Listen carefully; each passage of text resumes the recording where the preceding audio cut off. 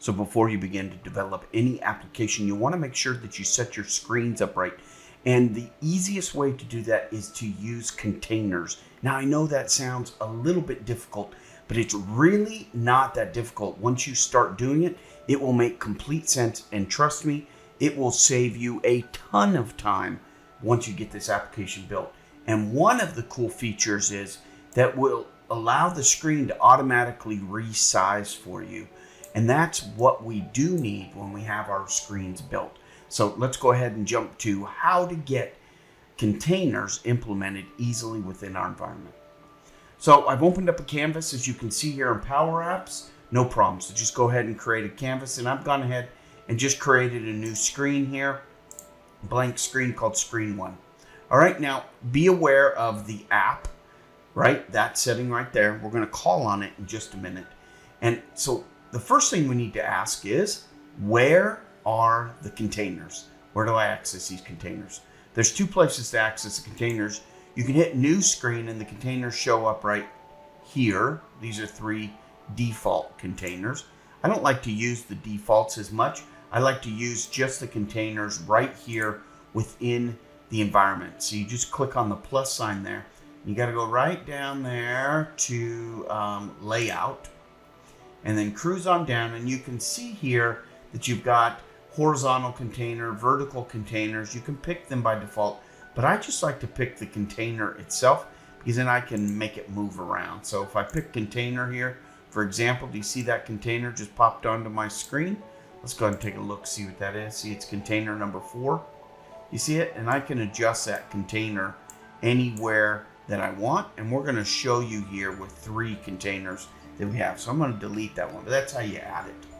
So now how do I get all these containers to work? Let's talk first of all about the main screen itself. Do you notice here we have a main screen and it has a either I don't know if it's Yellowstone or Yosemite. Let me take it, Yellowstone. Yeah, background behind it. So how do we get this lined up? So the first things that you want to focus on really is height and width. So we want to take whatever size the app is here and go to its height, and the same thing with the width, app.width. That's easy, right? It'll automatically adjust that for you, pull it in so that it's always right there with the application. So that's the first easy thing to do, get that main screen set up, whatever you want that main screen to look like.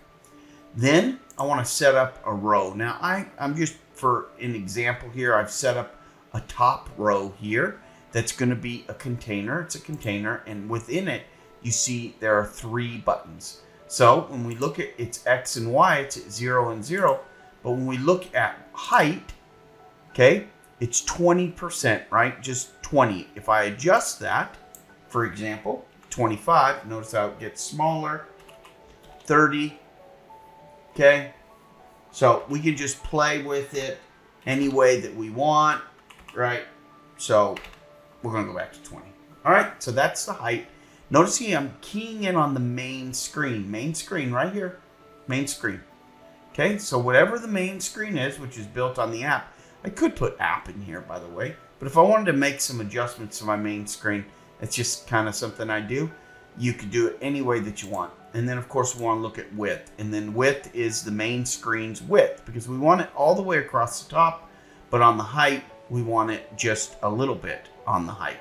So you can see that.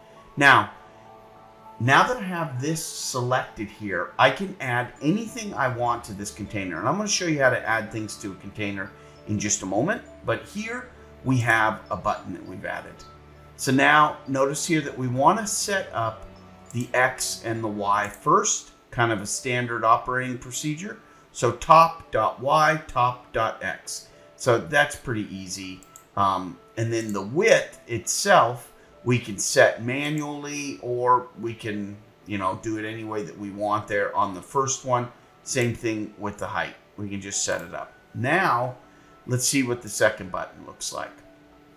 Notice here that the width and the height is going to stay the same with the button because we want to keep it. Now, we could do some other things there, but here we want the X to be at plus 170, so 170 over, and then we want Y to be just Y. Okay, and same thing with this guy, 343 over. So whatever you decide is where you want it, 342 for example. I can change that any way that I want. Let's say I just want to put it at position 500.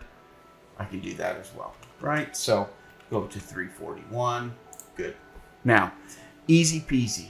Now you can adjust those buttons. And if for some reason you need to adjust the top container size, let's say that we want to make that smaller, these buttons are going to go down and shrink and be able to work with us as well. So it's all set up. We don't have to go back in and adjust everything here and remember the positions. That goes away when you use containers. Let's go ahead and take a look at the last container here, which is a separation screen. So here I'm going to have two containers on my screen, one on the left side of the screen, one side on the right. Now I could just have this to be 100% and work within it, but I'm going to do something different in another video, so you'll be able to see that. But here, the left screen, let's just see what we got here. X is at 0, Y is at the top's height, right? We just want to go to the top's height, which is fine, and you can see that defined in there. Now the width, we want to go whatever the main screen is, so the whole distance here is our width divided by 2.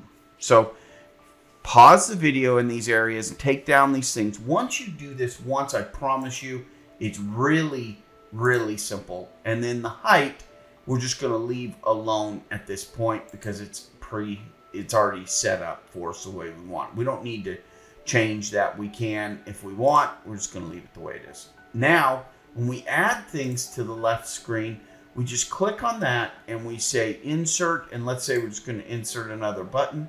Notice here it appears underneath the left screen container. Notice if I'm clicked on screen and I hit button, it's just going to go anywhere. It's not inside of the left screen container, it's outside of it. So just be careful that you're selecting the right things so that you can dump things in. So what have we learned here? We've learned how to set up a container for the main screen. We've learned how to set up its width and height. We've done the same thing with the top screen for navigation, and then a left screen and potentially a right screen that's going to be just like this in another video. This allows us to have full control over the environment and allows our environment to scale with us, because all of our data within these containers is going to scale, as you see scaled here. We can go to full screen and you can see it just kind of nicely progresses and moves its way up for us. So when it gets too small, it will show elevator bars, but you can see I've got lots of freedom here to move this screen around and do whatever I need to.